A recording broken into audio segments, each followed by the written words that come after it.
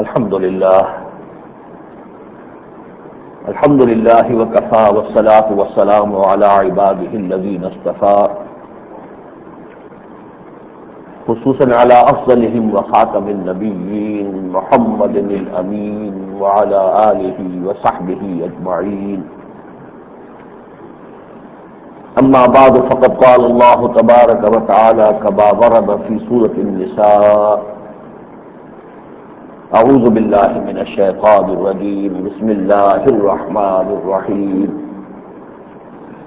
یا ایہا الذین آمنوا باللہ ورسولہ والکتاب الذی نزل علی رسولہ والکتاب الذی انزل من قبل.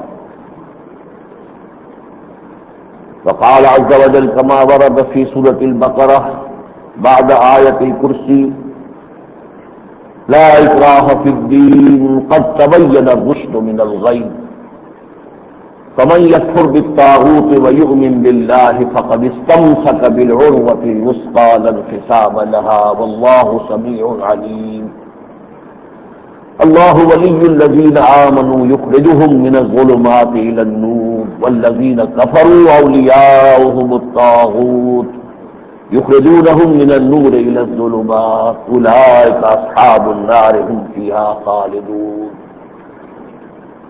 فقال جل وعلا كما ورد في سورة المائدة: واذكروا نعمة الله عليكم وميثاقه الذي واثقكم به إذ قلتم سمعنا وأطعنا واتقوا الله إن الله عليم بذات الصدور.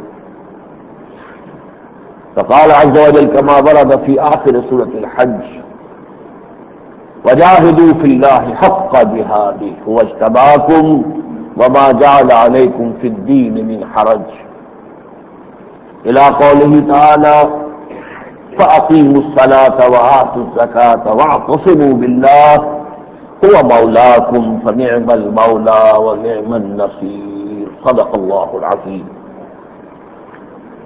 رب اشرح لي صدري ويسر لي امري واحلل عقدة من لساني يفقهوا قولي. اللهم ربنا الهمنا رشدنا واعذنا من شرور انفسنا. اللهم ارنا الحق حقا وارزقنا اتباعه وارنا الباطل باطلا وارزقنا اجتنابه. اللهم وفقنا لما تحب وترضى آمين يا رب العالمين.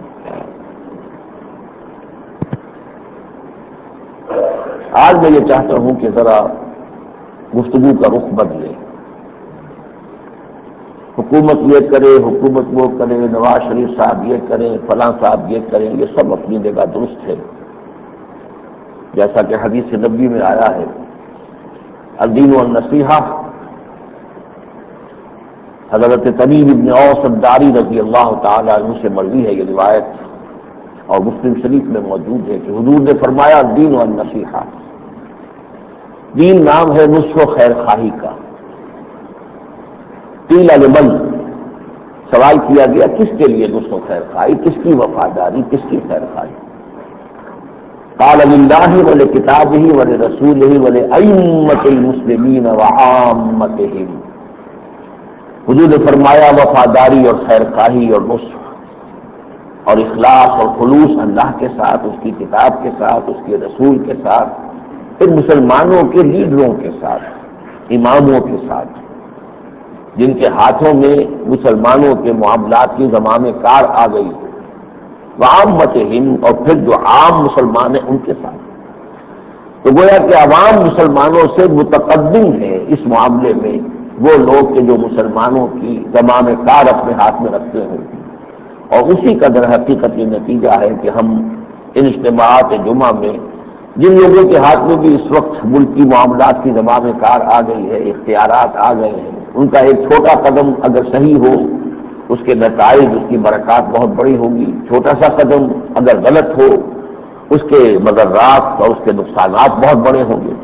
اس حوالے سے گفتگو اس موضوع پر ہوتی ہے، لیکن جیسا کہ میں نے عرض کیا آج میرا ارادہ یہ ہے کہ ذرا مختلف رخ سے بات کروں کہ میرا اور آپ کا فرض کیا ہے. یعنی یہ کہ ایک مسلمان سے اللہ تعالیٰ کا بنیادی مطالبہ کیا ہے، تقاضا کیا ہے. ہمیں دیکھنا چاہیے کہ ہم بھی وہ فرض ادا کر رہے ہیں کہ نہیں. یہ بھی گویا کہ اسی حدیث نبوی میں وعامت ہند جو نصح و خیر خواہی ہے کہ عام مسلمانوں کے لیے نصح و خیر خواہی، ان کی بھلائی کے لیے انہیں مشورہ دینا. تو آج گویا کہ میں اس پر عمل کر رہا ہوں کہ سب سے پہلے ہم اپنے غریبانوں میں جھانکیں اور دیکھیں کہ جو مجھ سے، آپ سے، ہر فرد مسلم سے جو اللہ تعالیٰ کا تقاضا ہے، مطالبہ ہے، وہ ہم پورا کر رہے ہیں یا نہیں کر رہے. اس اعتبار سے غور کیا جائے تو اگرچہ مسلمان دنیا میں جو مختلف ممالک میں آباد ہیں تو مختلف کیفیات و احوال سے دو چار ہیں. ایک بڑی کثیر تعداد مسلمانوں کی غالب اکثریت اب ایسے ملکوں میں رہتی ہے کہ جہاں مسلمانوں کی اپنی حکومتیں ہیں، چاہے نظام اسلامی نہیں ہے لیکن بہرحال مسلمان حکمران ہیں، کلمہ گو ہیں، مانتے ہیں اللہ کو، رسول کو، قرآن کو. لیکن یہ کہ بہت بڑی تعداد میں مسلمان ایسے ملکوں میں بھی رہتے ہیں کہ جہاں وہ اقلیت میں ہیں اور جہاں ان کی اپنی حکومت نہیں ہے، ان کے پاس اختیار نہیں ہے. مثلا ہمارے لیے سب سے بڑی مثال جو ہے بھارت ہے. ہماری جو تعداد ہے پاکستان میں مسلمانوں کی، اس سے کہیں زیادہ بڑی تعداد بھارت میں مسلمانوں کی. اب یہ جو دو مختلف قسم کی جو صورتحال ہوں گی تو آیا اس میں اللہ تعالیٰ کا جو تقاضا ہے، مطالبہ ہے، اللہ کی طرف سے جو ذمہ داری اور فریضہ عائد ہوتا ہے ایک مسلمان پر، کیا وہ بالکل مساوی ہوگا؟ یہ بڑا بنیادی سوال ہے. اور اس کا جواب یہ ہے کہ جو اللہ کا بنیادی تقاضا ہے وہ تو ہر مسلمان سے ہے، خواہ وہ اکثریت والے ملک میں ہو، اقلیت والے ملک میں ہو، چاہے وہ کسی ملک میں تنہا ہو، اکیلا ہو. البتہ یہ ہے کہ کچھ تکمیلی تقاضے ایسے ہیں کہ جن میں جا کر کچھ نہ کچھ فرق واقع ہو جاتا ہے، اس لیے کہ بڑی ذمہ داری ہو جاتی ہے ان لوگوں کی جو ان ملکوں میں رہتے ہوں جہاں مسلمان اکثریت میں ہیں، جہاں کے اختیارات جو ہے اور معاملات کم سے کم قانونی اعتبار سے، دستوری اعتبار سے، بظاہر احوال ان کے اپنے ہاتھ میں ہو، ان کی ذمہ داری بہت بڑھ جائے گی. لیکن یہ کہ بنیادی تقاضوں میں کوئی فرق نہیں.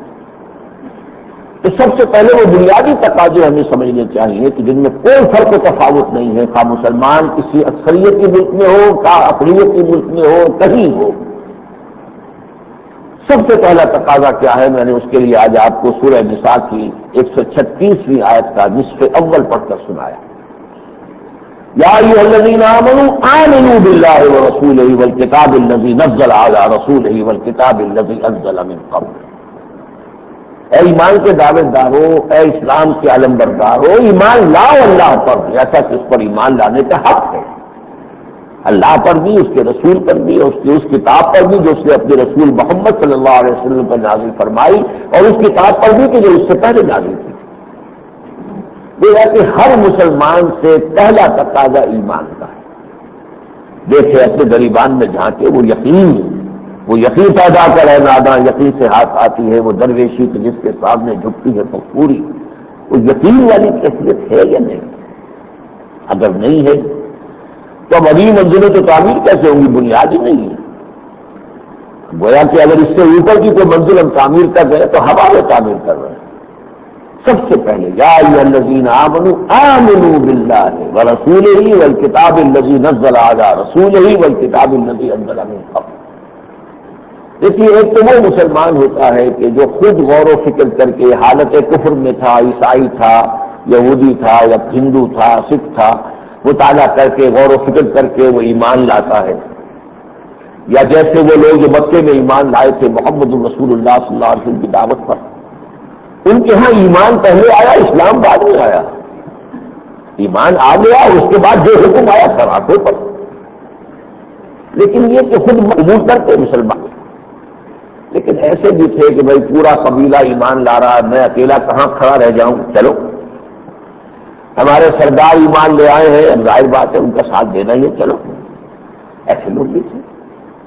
یا پھر جب وہ بات آگے بڑھی تو جب حضور کو اور اہل ایمان کو اللہ نے فتح عطا کر دی اور جب یدخلون فی دین اللہ افواجا کا نقشہ بن گیا تو ظاہر بات ہے کہ اس وقت فوج جو مسلمان داخل ہو رہے تھے اللہ کے دین میں، تو ان کے اندر بہت سے ایسے بھی تھے کہ جن کے دلوں میں ایمان نہیں تھا، نفاق بھی نہیں تھا، دھوکہ بھی نہیں تھا، لیکن یہ کہ وہ مثبت طور پر ایمان کا جاگزی ہو جانا وہ نہیں تھا. یہ تو اس وقت کے اعتبار سے میں نے آپ کو بتایا جس کی طرف کہ اشارہ ہے سورہ حجرات کی آیت میں قالت الاعراب آمنا قل لم تؤمنوا ولكن قولوا اسلمنا ولما يدخل الايمان في قلوبكم. یہ بدو دعویٰ کر رہے ہیں کہ اب ایمان لے آئے. نبی ان سے کہہ دیجیے تم ایمان ہرگز نہیں لائے ہو. ہاں یوں کہو کہ ہم مسلمان ہو گئے, ہم اسلام لے آئے ہیں, لیکن ابھی تک ایمان تمہارے دلوں میں داخل نہیں ہوا. یہ تمہاری زبانوں پر تو ہے اور ٹھیک ہے, قبول ہے. جب تم نے کہا اشہد ان لا الہ الا اللہ واشہد ان محمد رسول اللہ, ہم نے تسلیم کر لیا تم مسلمان ہو. لیکن یہ اقرار باللسان تو پہلی منزل ہے. اصل تو جو ایمان کی منزل ہے وہ تصدیق بالقلب ہے. باقی یہ اب جو ہمارا معاملہ ہے, ہماری تو 999 کسر 9 ریکرنٹ جس کو آپ کہیں گے % تعداد ان لوگوں کی ہے جو صرف اس لیے مسلمان ہے کہ مسلمانوں کے گھر میں پیدا ہو گئے. ایمان ایک بالکل دوسری شے کا نام ہے. تو گویا ہم میں سے تو ہر ایک اس کا مخاطب ہے. یا ایھا الذین آمنوا آمنوا باللہ ورسولہ والکتاب الذی نزل علی رسولہ والکتاب الذی انزل من قبل. یہ ہے میرا اور آپ کا پہلا فریضہ جس کے لیے کہ ہمیں اپنے گریبانوں میں جھانکنا چاہیے.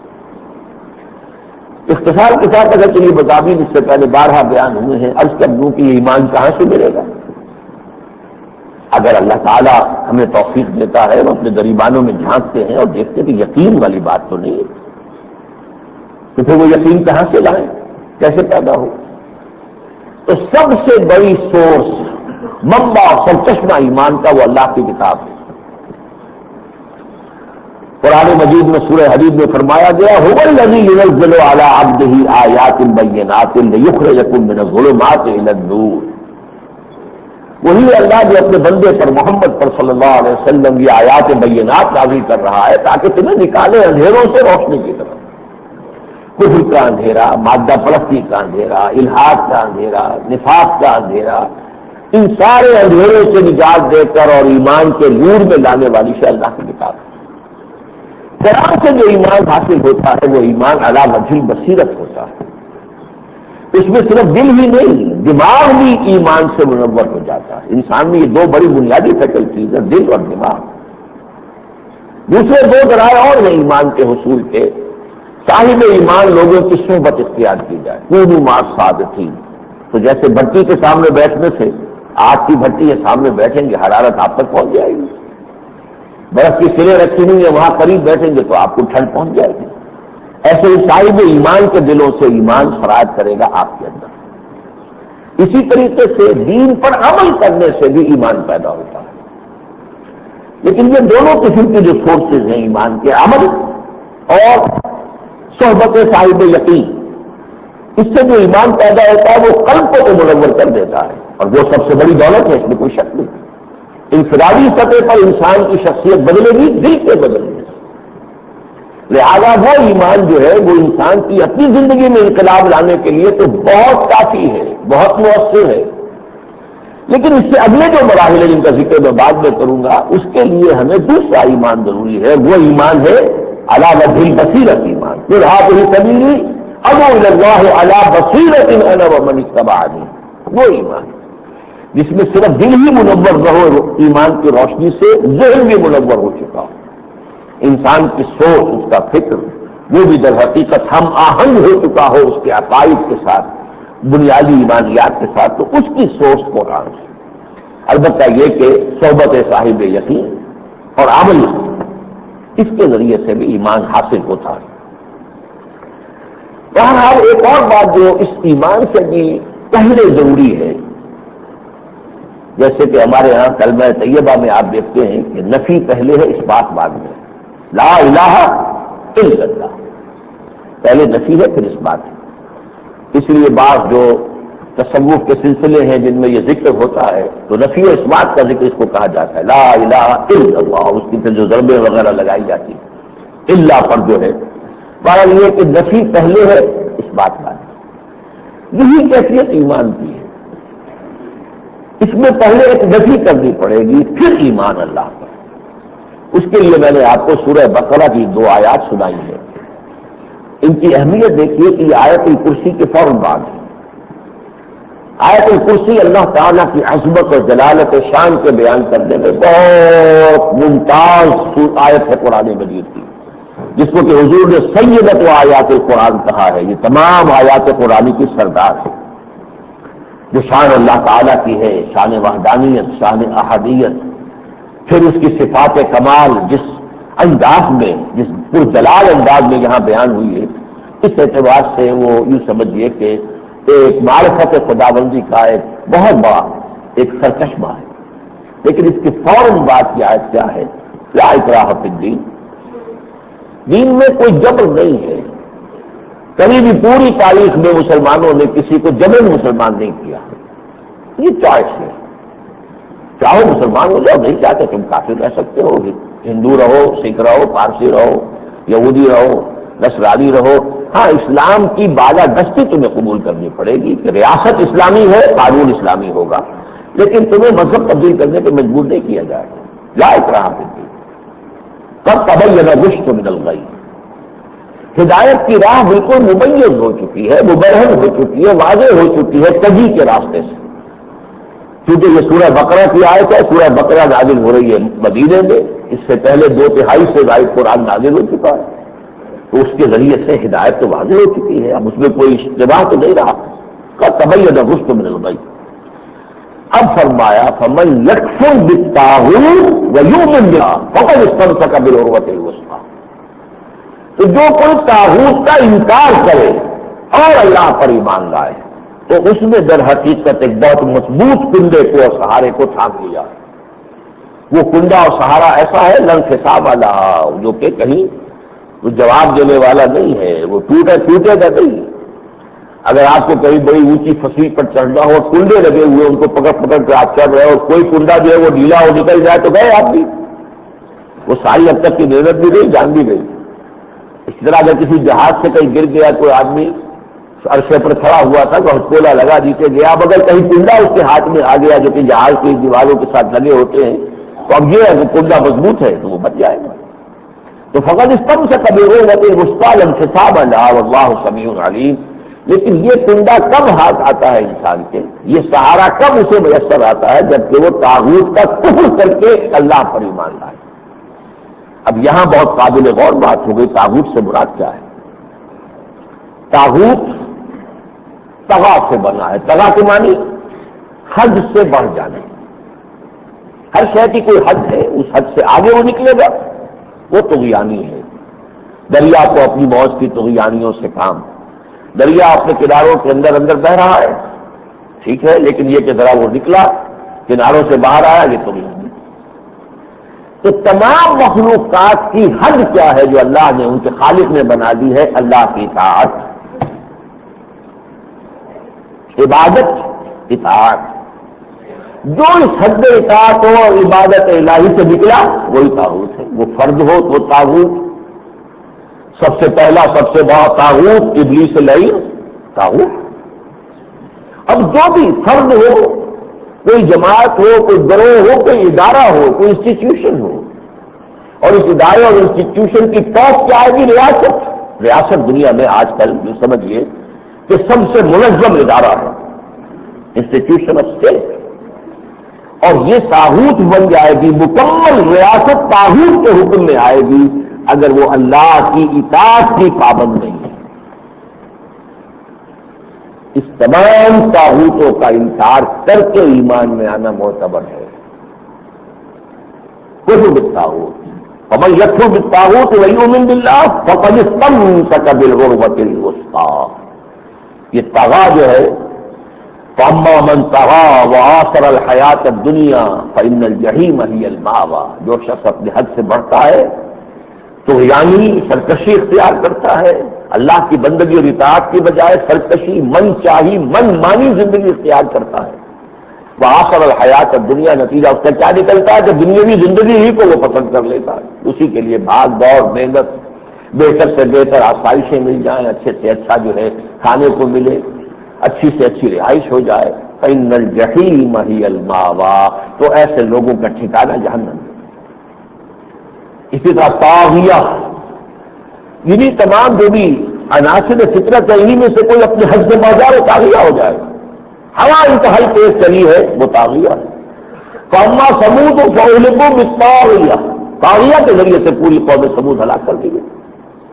وَإِنَّا لَمَّا طَغَى الْمَاءُ حَمَلْنَاكُمْ فِي الْجَارِيَةِ، پانی تھا نا وہ حد سے بڑھا اور وہ سیلاب کی شکل اختیار کر گیا اور طوفان ہو آیا اور پوری قوم جو ہے وہ غرق ہو گئی.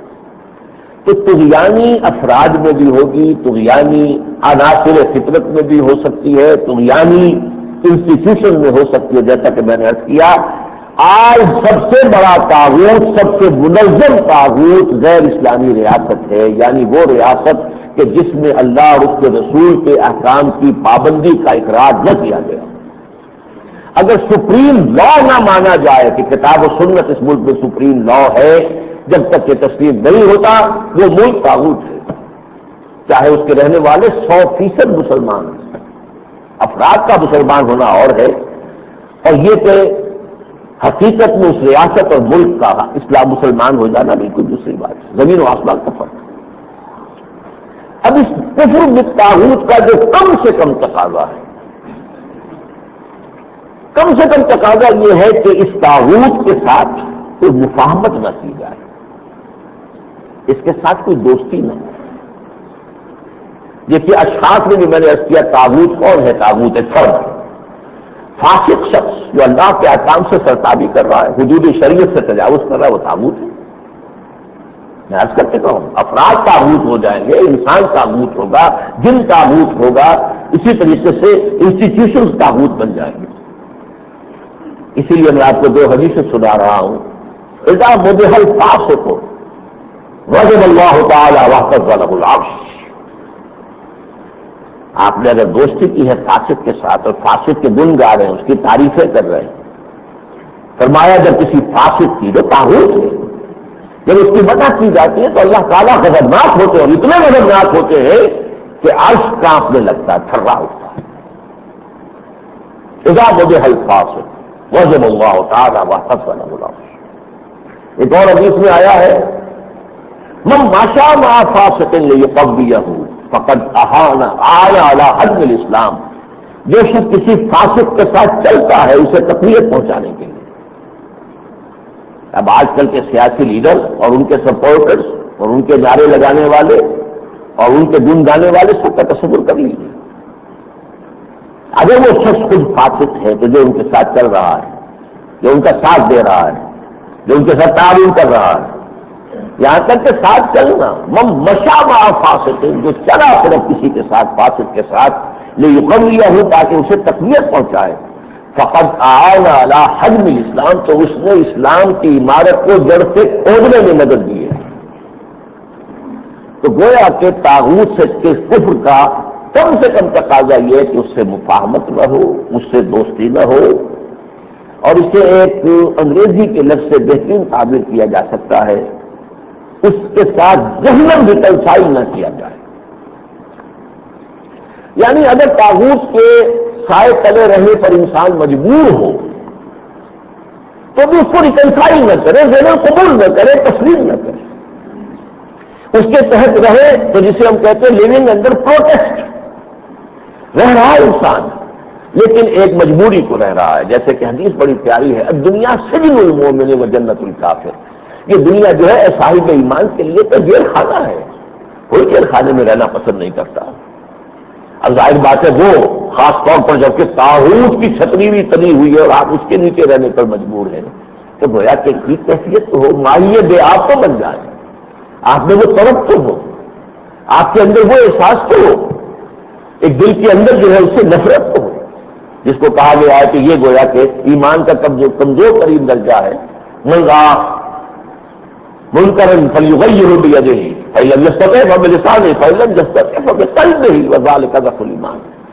تم میں سے جو شخص بھی منکر کو دیکھے اس کا فرض ہے کہ اسے بدلے, طاقت سے بدلے, ہاتھ سے بدلے, اور اگر اس کی طاقت نہ رکھتا ہو تو زبان سے تو بدلے, اس سے برات تو کرے, اس پر تبرہ تو بھیجے کہ میرا اس سے کوئی تعلق نہیں, میں اس سے برات کا اعلان کرتا ہوں, اور یہ کہ اس کی تنقید تو کرے, اور اگر اس کی بھی ہمت نہ ہو تو دل سے نفرت کو رکھے, اور یہ ایمان کا کمزور ترین درجہ ہے. تو اگر انسان دیکھیے اس کا عملی نتیجہ کیا نکلے گا, اگر آپ کسی نظام کو نظام میں باطل کر رہے ہیں تو مجبور ہیں, کیا کریں, کہاں جائیں؟ پوری دنیا میں طاغوت ہی طاغوت ہے, کہاں جائیں؟ امریکہ میں جائیں تو وہ بہت بڑا طاغوت, خود پاکستان کی ریاست طاغوت کے درجے میں, سعودی نظام ہے, سارا معاملہ جو ہے فحاشی ہے، بے حیائی ہے، جو بھی کچھ ہو رہا ہے وہ سب کے سامنے ہے. یہ سارا معاملہ جو ہے طاغوت ہے. پھر یہ کہ دستور میں ابھی تک وہ کتاب و سنت کی ٹوٹل بالادستی والی دفعہ نہیں آ سکی. لائے ہیں 227 الف کے اندر، لیکن یہ کہ وہ غیر مؤثر ہے، بالکل اس کی کوئی حیثیت نہیں. تو کیا کریں؟ اب دیکھیے میں 3 لفظ استعمال کر رہا ہوں، غور سے سنیے. جو شخص ریکنسائل نہیں کرتا اس نظام کے ساتھ، اور جو شخص وہاں احتجاجن رہ رہا ہے، اندر پروٹیکٹ رہ رہا ہے، وہ اس نظام میں پھلنے پھولنے اور پھیلنے کی کوشش نہیں کرتا. اگر آپ نے ریکنسائل کیا ہے تو گویا کہ آپ اس نظام کے تحت فلرش کرنا چاہیں گے. انگریزی کا لفظ فلرش. اچھا کمائیں، اچھا مکان ہو، اعلیٰ اپنی جگہ ملے، آپ کاروبار پھیلے بڑھے، ایک مل سے دوسرا، دوسرے سے تیسرا چلے. ٹھیک ہے، یہ چیزیں حرام تو نہیں ہے، جائز راستے سے اگر ہو رہی ہو. بٹ کہ یہ شخص جو ہے باطل کے نظام کے تحت رہتے ہوئے وہ خود کوئی حرام طریقہ اختیار نہیں کر رہا، حلال ذریعے سے، جائز ذریعے سے پھل رہا ہے، پھول رہا ہے، پھیل رہا ہے، تو بھی در حقیقت یہ کفر ہے. بظاہر ذرائع اس کے حلال ہیں، لیکن نظام کافرانہ ہے جس کے تحت وہ پھل پھول رہا ہے. تو یہ پھلنے پھیلنے پھولنے کا عمل نہیں ہوگا. آدمی رہے گا تو اس طریقے سے رہے گا کہ گویا کہ اس نظام کے تحت کوئی بھی کام کر کے اتنی تو اپنے لیے معاش حاصل کرے کہ جان اور زندگی اور جسم کا تعلق برقرار رہے، باقی ساری توانائی، ساری قوت جو ہے وہ صرف کر دے اس نظام کو بدل دے. یہ اگر ہے تو پھر کفر بالطاغوت کا حق کسی درجے میں ادا ہوا. اور اگر یہ نہیں ہے، جب یہ نہیں تو بابا پھر سب کہانیاں ہیں. اب اس کا نتیجہ کیا نکلے گا؟ جس شخص نے واقعتاً طاغوت کے ساتھ کفر کیا اور پھر اللہ پر ایمان لایا، گویا کہ اس کی زندگی اب جہد مسلسل، ہر لحظہ جہاد اس سے عبارت ہے. کشاکش، ہمارے ہاں ایک فارسی کا لفظ جو ہے وہ غلط طور پہ استعمال ہوتا ہے، اگرچہ یہ کہ غلط العام ہے. کشمکش، کشمکش کسی اور شے کا نام ہے کہ آدمی جو ہے تذبذب میں ہو. کشمکش، اسی کشمکش میں گزری میری زندگی کی راتیں. لیکن یہ ہوتا کشاکش، کھینچ تان. کشاکش اس کے لیے صحیح لفظ ہے فارسی کا. کشاکش میں پوری زندگی گزرے گی اس کی، ہر لہجہ کشاکش میں، جہاد میں. سب سے پہلا جہاد اس کا ہوگا خود اپنے نفس کے خلاف. کہ اندر بھی تو طاغوت ایک موجود ہے. ان النفس لامارۃ بالسوء، یہ نفس جو ہے وہ برائی کا حکم دینے والا تمہارے اندر ہے. نعوذ باللہ من شرور انفسنا، محمد رسول اللہ فرما رہے ہیں ہم اللہ کی پناہ طلب کرتے ہیں اپنے نفسوں کی شرارتوں سے. تو سب سے پہلی بات اپنے نفس کے خلاف جہاد کرنا پڑے گا. اسٹرگل، اسی کو کہا گیا ہے کہ افضل الجہاد ہے. ایو الجہاد افضل یا رسول اللہ. حضور سے پوچھا گیا سب سے افضل جہاد کون سا ہے؟ جواب دیا کہ ان تجاہد نفسک فی طاعت اللہ. سب سے افضل جہاد یہ ہے اپنے نفس کے ساتھ کشاکش کرو، جد و جہد کرو، اسے اللہ کا مطیع بنو.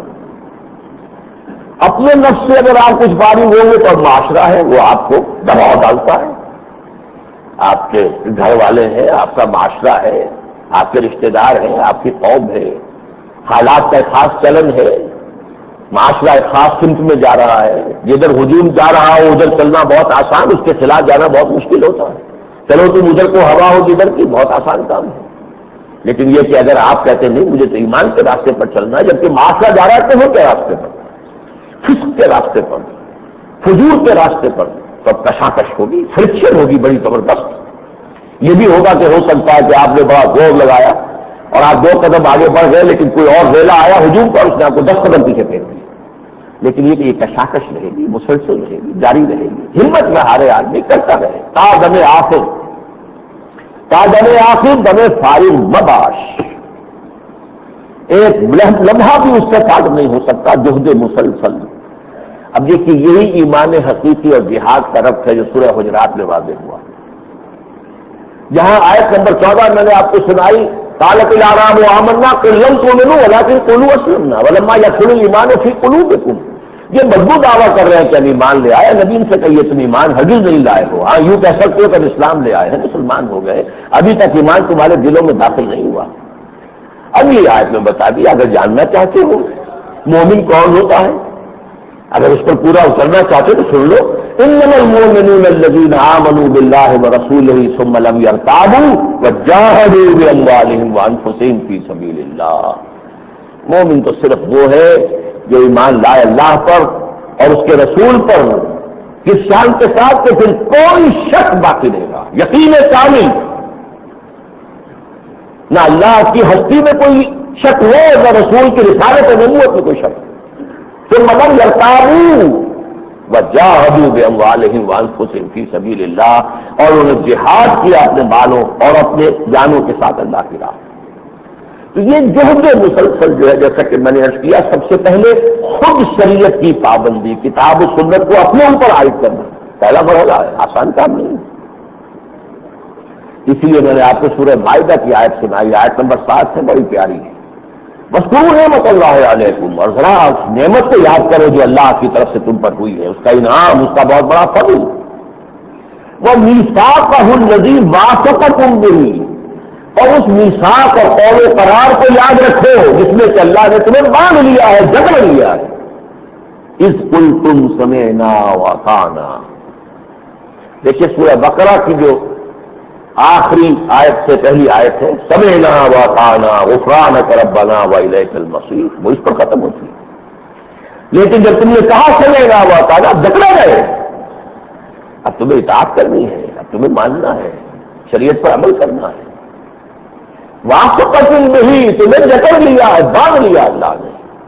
تو وہ میثاق شریعت اب اس میں تم بن گئے ہو. سب سے پہلے تو اس کے لیے جہاد، نفس راستے میں رکاوٹ بنتا ہے تو نفس کے خلاف جہاد، معاشرہ اور اس کی ریت اور اس کی رسومات اور اس کے رواج اور اس کا دباؤ ہے، اس کے خلاف جہاد. اور پوری ریاست اس کے بارے آ رہی ہے، ظاہر بات ہے جہاں ریاست کی سطح پر یہ طے نہیں ہے کہ اللہ اور اس کے رسول کا حکم جو ہے یہاں فائنل ہے، سپریم لا ہے، جہاں ریاست طاغوت ہے، اب آخری جہاد اس کے ساتھ ہوگا. اگر یہ نہیں تو ظاہر بات ہے کہ پھر نفی ہوتی چلی جائے گی. اگر یہاں آ کر جہاد رک گیا تو جہاد مان نفس بھی وہ دھوکہ ہے، فریب ہے. تو ظاہر بات ہے کہ اگر زمین بھی زرخیز ہے، صالح ہے، اور بیج بھی اس میں صحیح پڑا ہے تو پودا نکلے گا، پروان چڑھے گا، اس میں پھل آئیں گے، اس میں جو بھی پھل پھول آئے گا. اگر دونوں چیزیں درست ہیں، اگر انسان کی اپنی شخصیت صحیح ہے اور ایمان کا بیج بھی صحیح پڑ گیا تو جو یہ پودا پروان چڑھے گا اس کی آخری منزل طاغوت، سب سے بڑے طاغوت سے پنجہ آزمائی اور اس کے خلاف جہاد. اگر یہ نہیں ہے، اس سٹنٹڈ گروتھ رہ گئی ہے، کہیں وہ پودا جو ہے چھوٹا ہی رہ گیا، آگے بڑھ ہی نہیں رہا، تو معلوم یا زمین میں کوئی خرابی ہے اور یا بیج میں کوئی خرابی تھی. اس کے سوا تیسری صورت تو کوئی نہیں. تو سب سے پہلے جہاد نفس کے خلاف، باطل کے خلاف. لیکن پھر جب طاغوت منظم ترین ادارہ ریاست اس کے خلاف جہاد ہوگا، اس کی دو منزلیں ہیں. پہلی منزل ہے دعوت اور دوسری منزل ہے اقامت. اس دین کی دعوت دینا دوسروں کو، آؤ بھائی اللہ کو مانو، اللہ کے دین پر چلو، تم بھی اپنے ایمان کی تجدید کرو، تم بھی شریعت کو اپنے گھروں میں اپنی ذات پر نافذ کرو. یہ دعوت.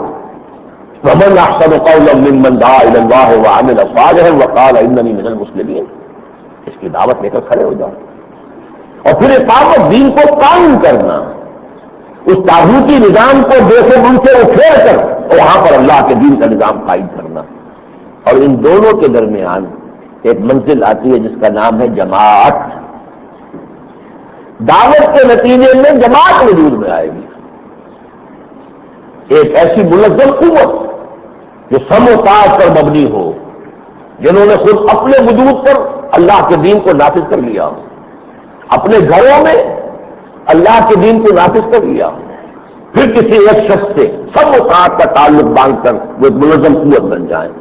یہ قوت وجود میں آئے گی تو نظام سے ٹکر موڑ لی جا سکتی ہے، ورنہ نہیں. لہذا دعوت و اقامت کے درمیان جماعت. حزب اللہ، اولئک حزب اللہ الا ان حزب اللہ هم المفلحون. سورہ مجادلہ کے آخر میں فرمایا یہ اللہ کی پارٹی ہے، اللہ کی جماعت ہے. فإن حزب اللہ هم الغالبون، سورہ مائدہ میں فرمایا یقیناً جو اللہ کی پارٹی ہے وہی غالب ہو کر رہے ہیں۔ تو دعوت اور اقامت اور ان کے درمیان جماعت کا مرحلہ، یہ ہے در حقیقت اس جہاد کی منزلیں۔ لیکن اس پورے عمل میں انسان کو سہارا چاہیے۔ وہ سہارا کون ہے؟ وہ سہارا ہے جس کا ذکر ہے اس آیت میں جو میں آپ کو سنا چکا ہوں، فقد استمسک بالعروۃ الوثقی، اللہ پر ایمان اور یقین، جیسے کہ حضور سے فرمایا گیا فاصبر وما صبرک الا باللہ، اے نبی صبر کیجئے، جمے رہیے، ڈٹے رہیے، مخالفتیں ہیں، ایذائیں ہیں، استہزاء ہے، تمسخر ہے، مذاق آپ کا ہو رہا ہے، آپ کو تکلیفیں پہنچائی جا رہی ہیں، لیکن اے نبی صبر کیجئے، جھیلیے، برداشت کیجئے، ڈٹے رہیے، جمے رہیے، وما صبرک الا باللہ، اور آپ کا صبر تو اللہ ہی کے سہارے پر قائم ہے۔ یہ سہارا ہے، یہ ہے وہ فقد استمسک بالعروۃ الوثقی۔ اسی کو جب سورہ حج میں فرمایا گیا، جیسا کہ میں نے اس سے پوری زندگی جہد مسلسل ہوگی، جہاد ہوگی مسلسل، چنانچہ وہاں آخری آیت کیا ہے، وجاہدوا فی اللہ حق جہادہ، اللہ کی راہ میں جہاد کرو جتنا اور جیسا کہ اس کے جہاد کا حق ہے۔ یہ بہت بڑا تقاضا، بہت بڑا مطالبہ آ گیا۔ کہیں ایسا نہ ہو کہ انگلی کٹا کے شہیدوں میں نام لکھو اپنا، جتنا کہ حق ہے، جاہدوا فی اللہ حق جہاد، اللہ کا جتنا حق ہے وہ کوئی پورا نہیں کر سکتا، اپنی امکانی حد تک تو جائے گا نا۔ جیسے یا ایھا الذین آمنوا اتقوا اللہ حق تقاتہ، جب صحابہ گھبرائے انہوں نے حضور سے کہا حضور اللہ کا حق تقویٰ کون ادا کر سکتا ہے؟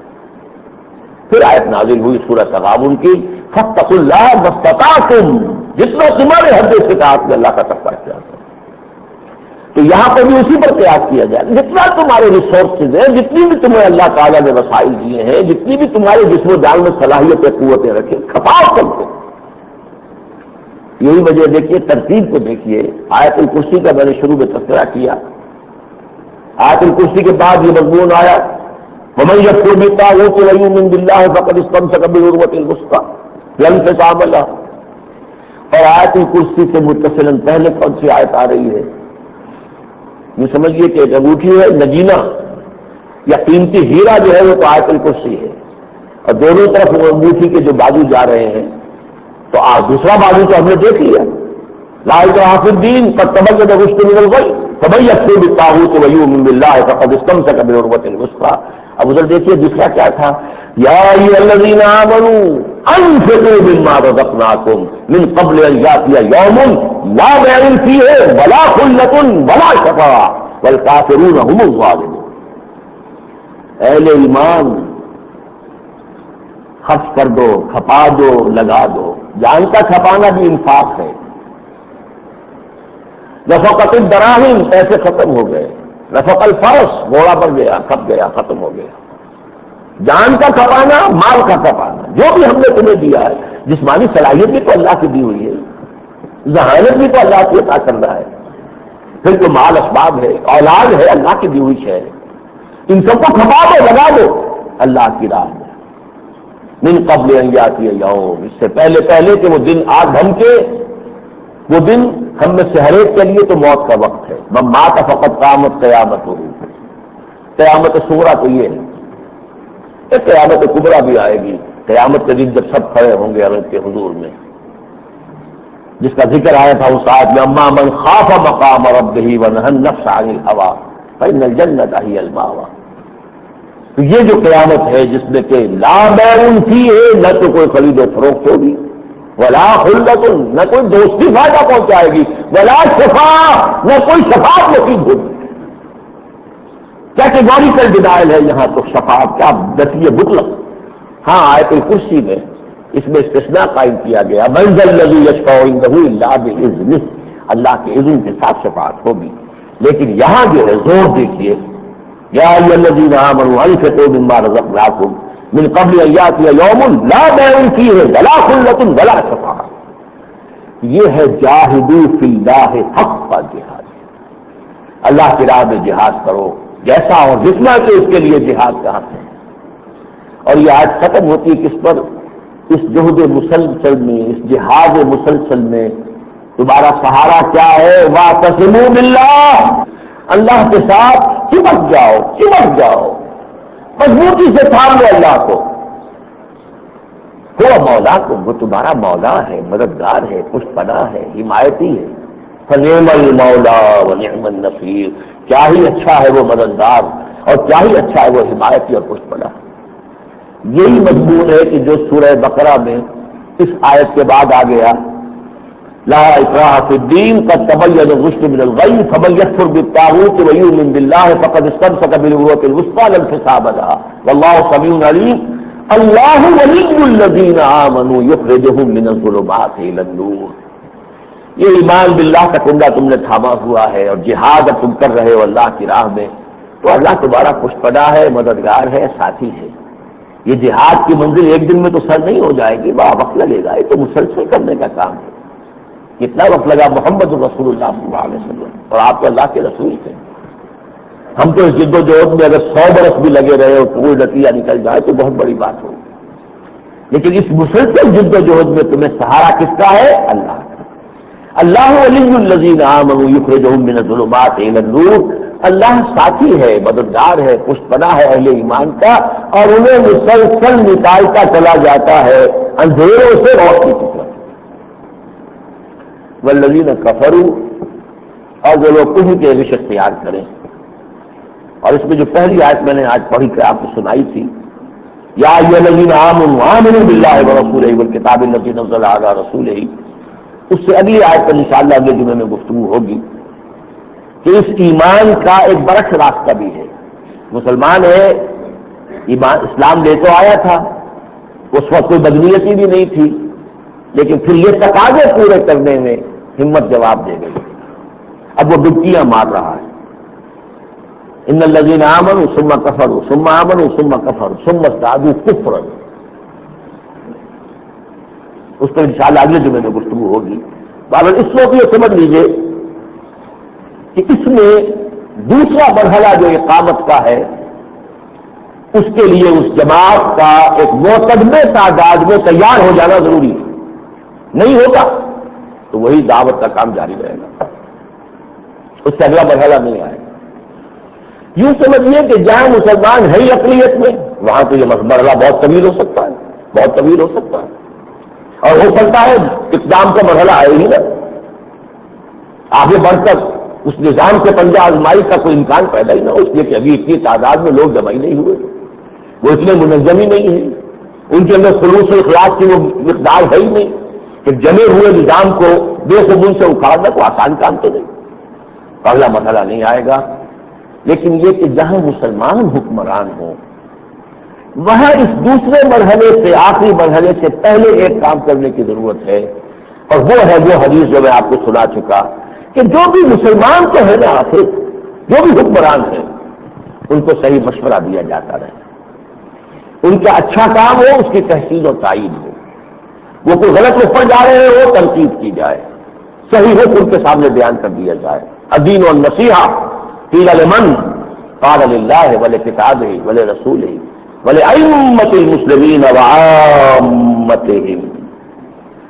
یہ ہے در حقیقت وہ کام کہ جو ہم ان جمعوں کے اندر کچھ مشورے دے کر، کچھ تنقیدیں کر کے، کچھ مطالبے کر کے در حقیقت اپنا اس حدیث کا جو تقاضا ہے وہ پورا کرتے ہیں. ورنہ ہم سیاسی طور پر اپوزیشن میں نہیں. الیکشن کا راستہ ہم نے اپنے لیے دروازہ ہمیشہ کے لیے بند کیا اور ادھر جانا ہی نہیں. کشاکش اقتدار میں ہم فریق ہیں ہی نہیں، شریک ہیں ہی نہیں، نہ کسی کے حلیف ہیں نہ کسی کے حریف ہیں. ہم تو اسی جد و جہد کو کر رہے ہیں. اس وقت پر وہ جماعت تیار ہو اور معتدل تعداد میں تیار ہو جائے، ہجوم نہیں، ہم وہ نہیں. جماعت بالجماعت والسمع والطاعت والہجرت والجہاد فی سبیل اللہ. پھر وہ مراحل و ہجرت و جہاد کے ہیں، لیکن پہلے 3 مرحلے ہیں ایسی جماعت جو سمع و طاعت پر مبنی ہو، اور جس میں وہ لوگ شامل ہوں جنہوں نے اپنی ذات اور اپنے گھروں میں اللہ کے دین کو قائم کر دیا. بہرحال اسی اعتبار سے اب آپ سے ایک تو تقاضا یہ ہے کہ آج کی میری گفتگو کے حوالے سے ہر شخص سوچے ہم کہاں کھڑے ہیں؟ کیا صرف ایک روایتی سا دین ہے جو بس نسل منتقل ہو گیا ہے؟ کچھ ریچولز ہیں، رہ گئی رسم ادا روح بلالی نہ رہی، فلسفہ رہ گیا تلقین غزالی نہ رہی، نماز و روزہ و قربانی و حج یہ سب باقی ہے، تو باقی نہیں ہے، رگوں میں وہ لہو باقی نہیں ہے، وہ دل وہ آرزو باقی نہیں ہے، وہ دل وہ آرزو طاغوت کے ساتھ پنجہ آزمائی کی آرزو تو ہو کہ اللہ وہ دن آئے کہ ہم کبھی اس طاغوت کو چیلنج کرنے کے لیے میدان میں آ سکیں، اور اس کے لیے جد و جہد ہو رہی ہے۔ تو اس کے لیے تو اصل میرا آج کا جو خطاب ہے وہ تو ہے اس اعتبار سے۔ باقی یہ کہ جو بھی ہم اس آخری بات کے حوالے سے کہ جو بھی احباب حکومت ہے ان میں ایسے بھی آتے ہیں اور جاتے رہتے ہیں جن کے بارے میں وہ شعر مجھے یاد آ رہا ہے کہ رنگ گل کا سلیقہ نہ بہاروں کا شعور، ہائے کن ہاتھوں میں تصویر حنا ٹھہری ہے۔ کیا کیا جائے، ان کے ہاتھ میں ہے، ان کے ہاتھ میں اقتدار آ گیا ہے، کبھی کوئی ہے کبھی بے نظیر ہیں، کبھی نواز شریف صاحب ہیں۔ نواز شریف صاحب کو ہر چیز کی اہمیت کا علم ہے لیکن شریعت کی اہمیت کا علم نہیں ہے۔ باقی ہر چیز جو ہے وہ سامنے لا رہے ہیں، لیکن یہ کہ سود کے انسداد کے لیے، جس کے لیے کہ ان کے والد محترم نے میرے ہاں بیٹھ کر کہا تھا 1 سال کے اندر اندر کرو اس کو ختم کرو۔ میں نے کہا تھا کہ ٹھیک ہے 2 سال کی مہلت بھی اگر ہو جائے، جبکہ شہباز شریف صاحب نے 3 سال کہے تھے، میں نے کہا 2 سال، تو کہا دیا شریف صاحب نہیں 1 سال کے اندر ختم کرو۔ وہ 1 سال تو پورا ہوئے بہت مشکل ہو گیا، لیکن ابھی ادھر کوئی رخ ہی نہیں، کوئی ذکر ہی نہیں۔ بہرحال جہاں تک تو نواز شریف صاحب کا تعلق ہے، میں یہ سمجھتا ہوں کہ میں نے ذاتی سطح پر تو اتمام حجت کر دیا ہے۔ آج صرف اس بات کا اضافہ کروں گا کہ اللہ تعالیٰ اگر رسی دراز کرتا ہے، مہلت دیتا ہے، تو اس سے انسان کو دھوکہ نہیں کھا جانا چاہیے۔ کبھی ایسا بھی ہوتا ہے کہ پھر ایک دم وہ رسی کھینچتی ہے۔ جو مہلت اللہ کی طرف سے مل رہی اسے زمین میں سمجھنا چاہیے۔ پاکستان کا قیام معجزہ تھا، اس کا بقا معجزہ ہے، اور معجزہ در معجزہ مسلسل یہ شواہد سامنے آ رہے ہیں۔ 27 اور 28 مئی کی شب کو جو قیامت گزری ہے لوگوں کے علم میں نہیں ہے، رفتہ رفتہ وہ چیزیں سامنے آ رہی ہیں، اور یہ معجزہ ہے میرے نزدیک۔ ان تمام چیزوں کا علم ہمارے لوگوں کو حاصل ہو گیا کہ اسرائیل کے جہاز کھڑے ہوئے مدراس اور سری نگر کے ہوائی اڈوں پر، اور بلا کر جو ہے ہائی کمشنر انڈیا کا جو اسے بلا کر رات کے 1 بجے اسے وارننگ دی گئی، اور وہ اللہ تعالیٰ نے، اور جو ہمارے وزیر خارجہ نے کہہ دیا ہے کہ اس کے پیچھے خود امریکہ کی بات تھی، اسی کے جہاز سے تو انہوں نے ریفیولنگ کروائی ہے، پوری طاقت سمجھیے۔ اسی لیے یہ معجزہ ہے۔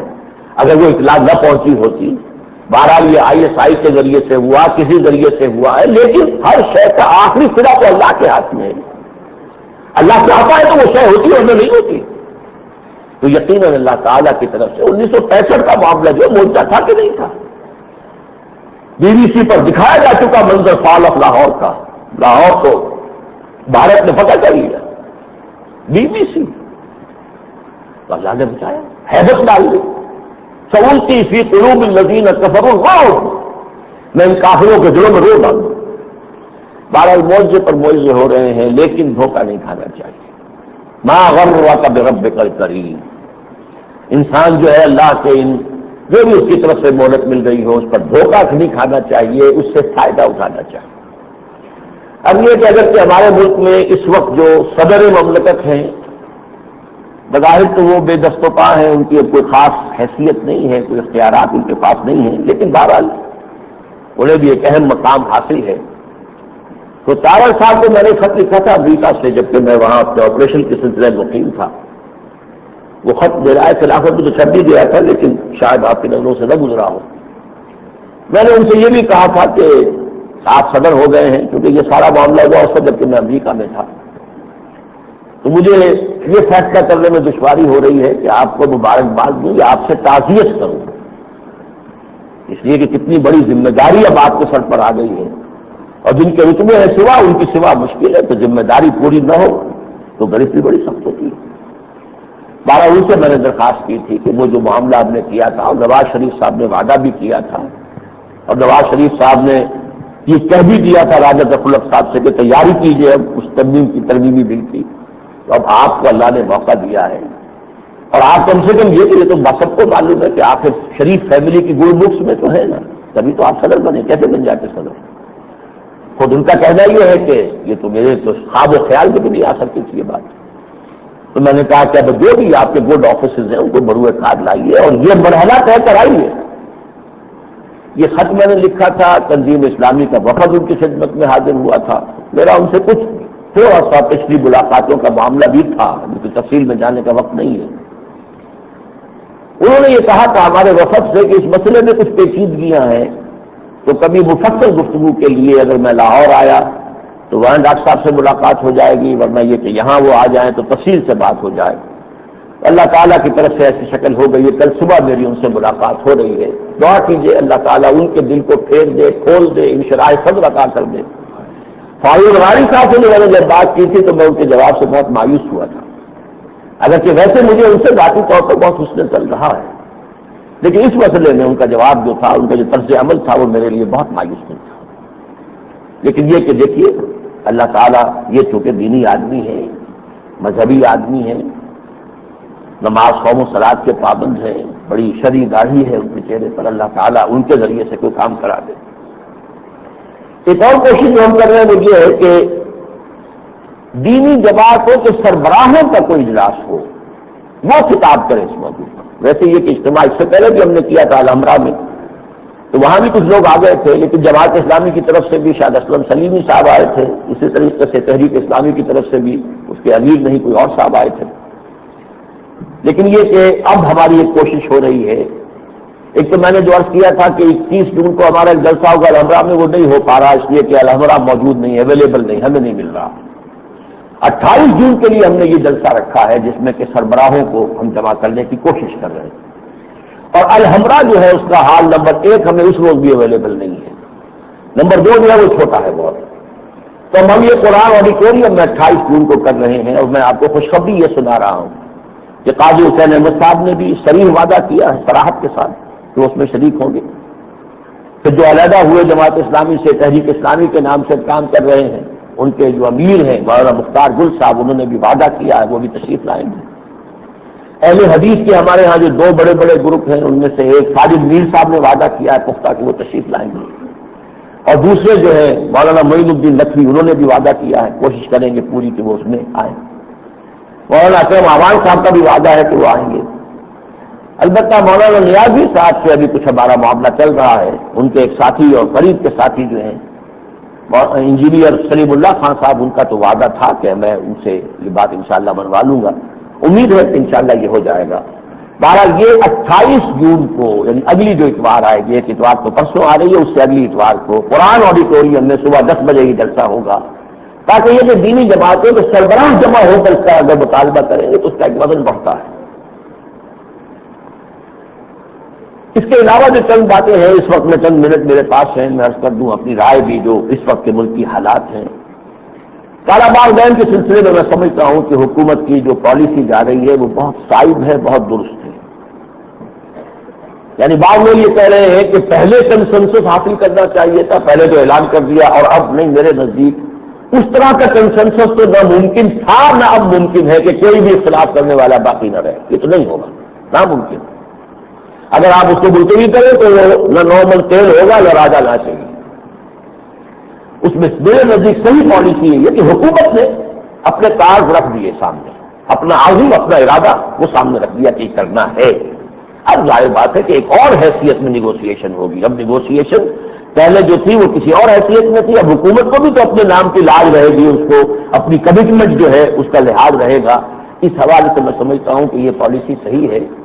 اور مولانا فضل الرحمان صاحب کا جو بیان آیا وہ بھی میرے لیے بڑا ہی دل خوش کن ہے.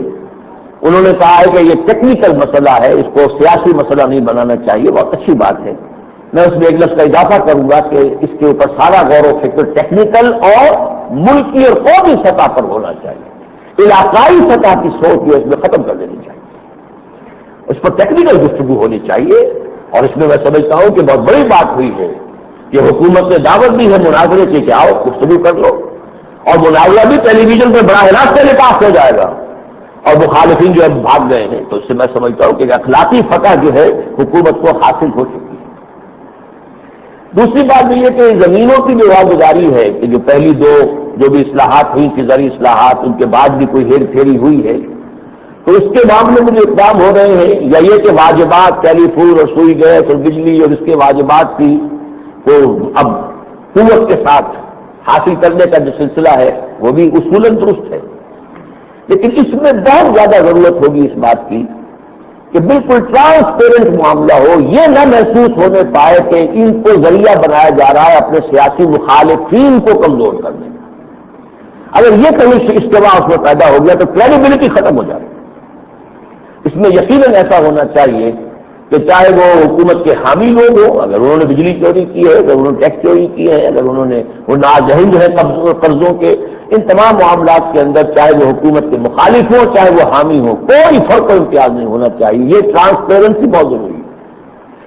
اسی طرح نواز شریف صاحب نے جو اپنے اثاثے پیش کیے ہیں، ان اثاثوں کے معاملے میں بھی جو باتیں کہی گئی ہے میرے نزدیک اس کی تائید کی جانی چاہیے کہ بجائے اس کے کہ وہ یہ کہیں کہ ہم نے اپنے اثاثے بینکوں کے حوالے کر دیے ہیں، وہ بیچیں یا وہ خرید لیں، اس میں اس بات کا امکان ہے کہ اس وقت یہ اقتدار میں ہے، حکومت بینک جو ہے وہ ان کے دباؤ میں ہے، تو وہ معاملہ جو ہے ٹرانسپیرنٹ نہ ہو، صحیح نہ ہو۔